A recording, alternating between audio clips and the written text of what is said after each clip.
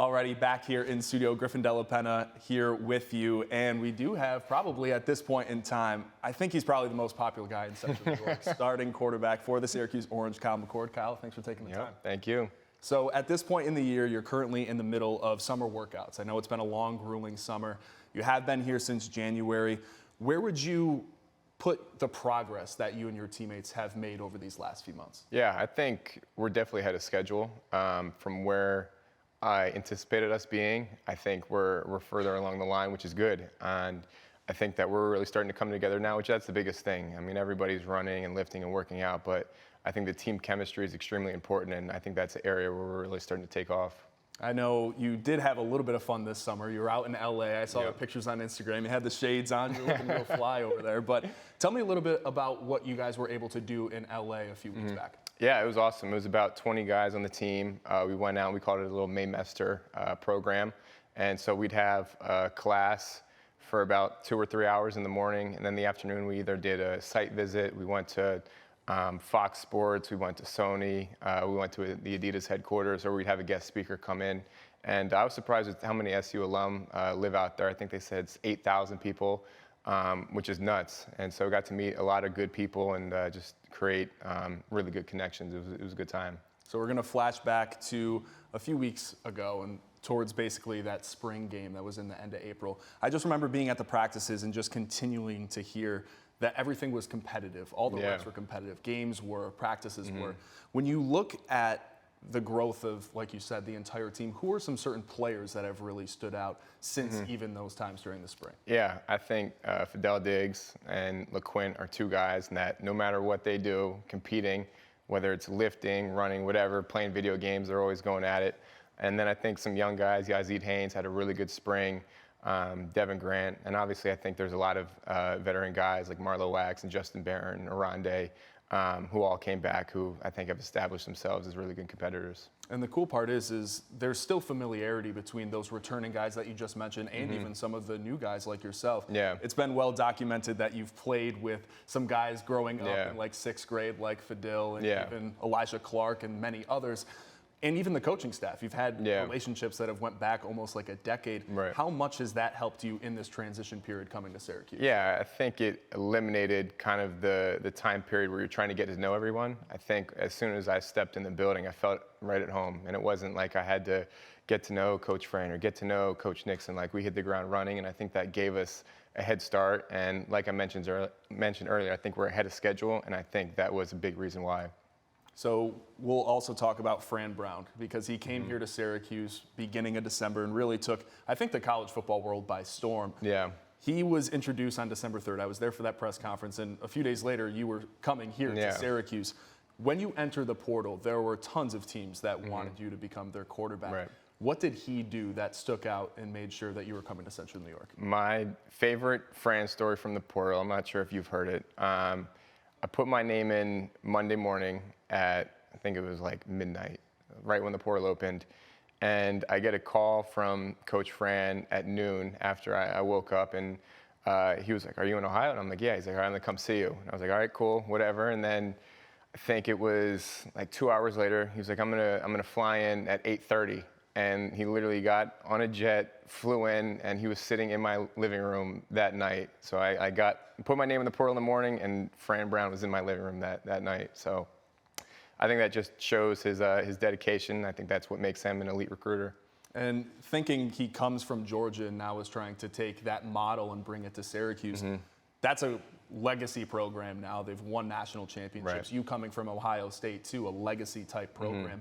From your perspective, how great is it to see a guy come in here and try to bring that old culture that used to be here at Syracuse many decades ago and try to instill it now in this program? Yeah, I think when I made the transition from Ohio State to SU, the pedigree is the same type of way with Coach Fran, because obviously, like you mentioned, he came from one of those blue blood programs where they expect to win every game, and he's had that same mindset, and I think that's translated well with the team. And I think the biggest thing, like you mentioned, is just competing in everything you do, and everything matters, every rep counts. And so I think guys have really taken that to heart, and it's helped us. now that you've had like a good sample size of being here for a few months, and that is an amazing Fran story too. Yeah. Like that shows the dedication that he is with all these players. Right. But has there been a specific moment throughout these last few months where you knew that this was the right decision? You knew that you came to Syracuse and it was the right place for you? Oh, man. I would probably say just like our team workouts, like on a random Tuesday, just seeing the way that guys are competing, they're pushing each other. And like sometimes I just like to take a step back and just take it all in. I'm like, this is awesome. Like this is exactly what I wanted when I decided to come here. And obviously you're not too sure of what you're going to get. And for guys to be going that hard and competing with each other and wanting to win and trying to make a statement, I think that's really when I know, okay, I'm in the right spot and we're going to have something special this year. How about that new weight room too? Seeing it all over social media, the guys running in. That was like kids in a candy store. That's got to be up there as towards the best in the country. Yeah, no, it's sweet. John Lally is a good man for that, and we all appreciate him. I mean, everything from the weights to the med balls to the resistance bands, like everything is top notch. So I think that's going to give us an edge come the fall. And shout out to him too. I actually think it's his birthday. It is, yeah. All right, there we go. There we go. So shout out Mr. Lally. But even thinking about your previous years at Ohio State, I recently listened to, it was with Jordan Palmer and Kyle Allen. You went on a podcast there a few months ago. And I really thought it was awesome to see the mental side and how you do have a mental coach. And you try to really visualize everything that you want to do on the football field. As you are now starting this new chapter at Syracuse and you look at that picture behind you, have you started to visualize what that's going to be like the first time when you step on that field against Ohio to start the season? I think it's a lot of excitement. Just talking to people around the area, they're all pumped up. And like all the people that I've been talking to, they're like, we've never talked about Syracuse football this much in the offseason. And just the buzz I think that we've created, it's exciting.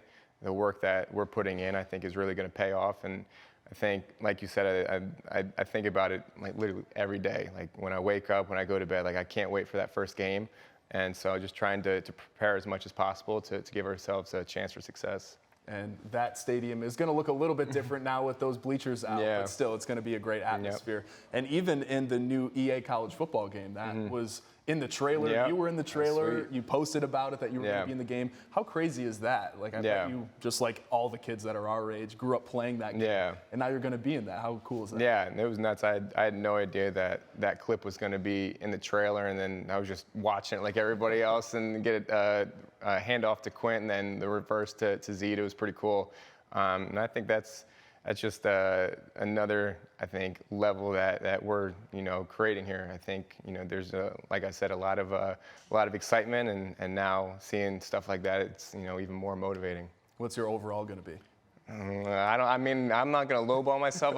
If I can get like an 85 plus, I'll be good. You'll be happy. Yeah, I'll be good. 85 plus. What do you think Syracuse as a team? You think they're going to lowball you guys to start, and as the season continues to go on? I could see us lowballing at the start, and then we start winning some games, and they'll adjust it accordingly. As they should. As they should, yeah. So before we wrap up here, just a last question. I know you're very goal-oriented as well. High stakes for this team this year. There's a lot of anticipation for what this year's team can do. What do you believe that for yourself you can do this year with the Orange as well as the team?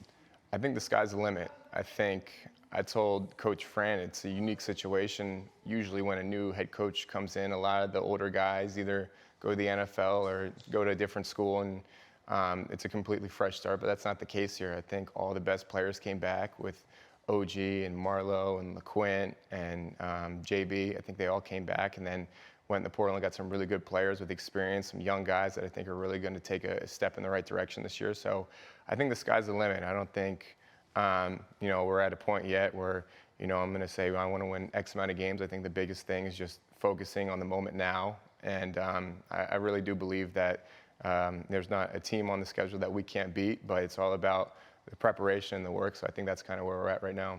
Well, Kyle, thank you very much for coming in here in studio.